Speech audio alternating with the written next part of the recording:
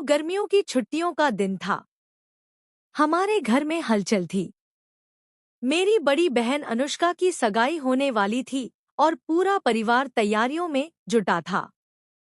लेकिन अनुष्का दीदी बिल्कुल तैयार नहीं थी। मुझे अभी शादी नहीं करनी, दीदी ने मम्मी से कहा। मैं अपनी पढ़ाई पूरी करना चाहती हूँ। मम्मी ने आंखें घुमाईं। बेटा, सगाई होगी, शादी तो 2 साल बाद होगी। तब तक तुम्हारी पढ़ाई पूरी हो जाएगी।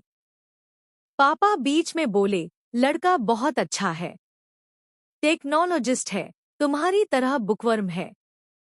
पर पापा, मैंने उसे देखा तक नहीं, दीदी ने विरोध किया। तभी दरवाजे की घंटी बजी। मैं और मेरा छोटा भाई राहुल दौड़े। सामने एक युवक खड़ा था, हाथ में फूलों का गुलदस्ता और चेहरे पर शर्मीली सी मुस्कान।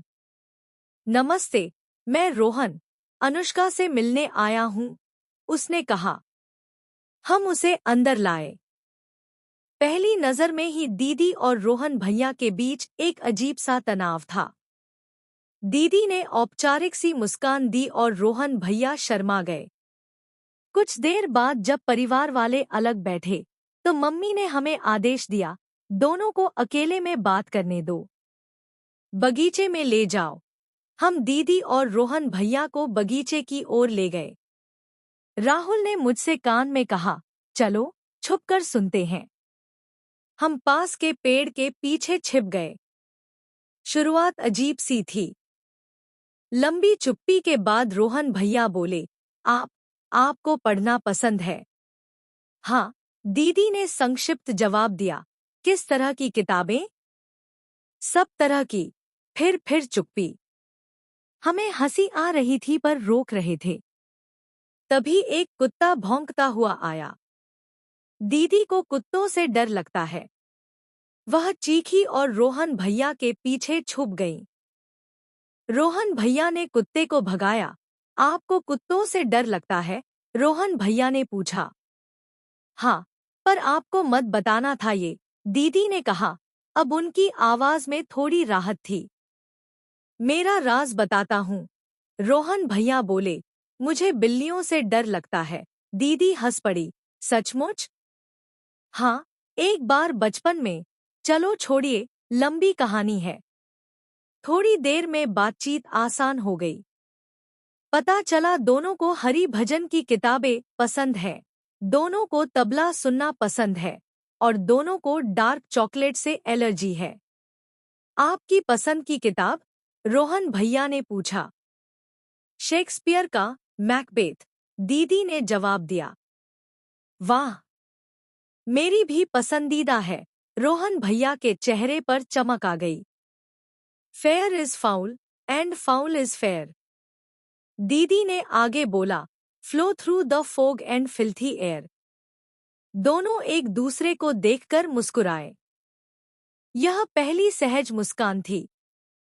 तभी रोहन भैया ने कहा, एक बात बताऊं? मैंने आपकी रिसर्च पेपर पढ़ा है जो जर्नल ऑफ लिटरेचर में छपा था। बहुत प्रभावशाली था। दीदी हैरान रह गई। आपने पढ़ा?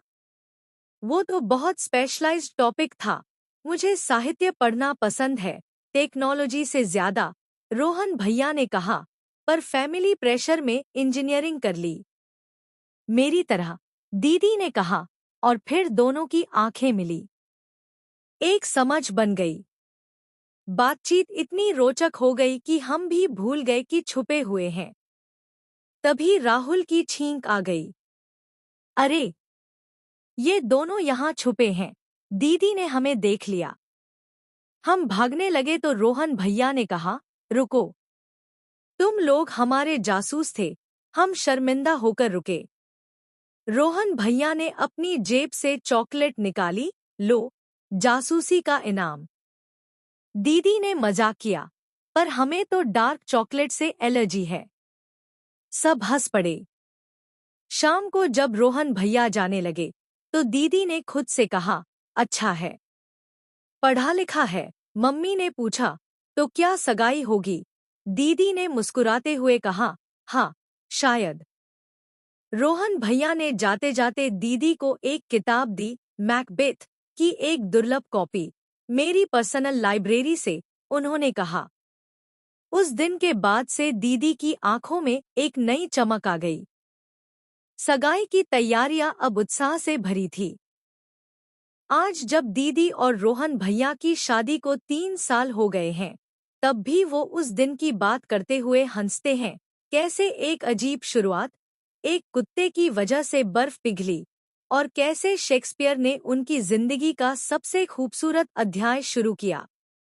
वो यादगार पल सिर्फ उन दोनों के लिए नहीं, बल्कि हमारे पूरे परिवार के लिए एक प्यारी याद बन गया, जहां प्यार की शुरुआत एक हंसी मजाक भरी जासूसी और साहित्यिक रुचियों से हुई।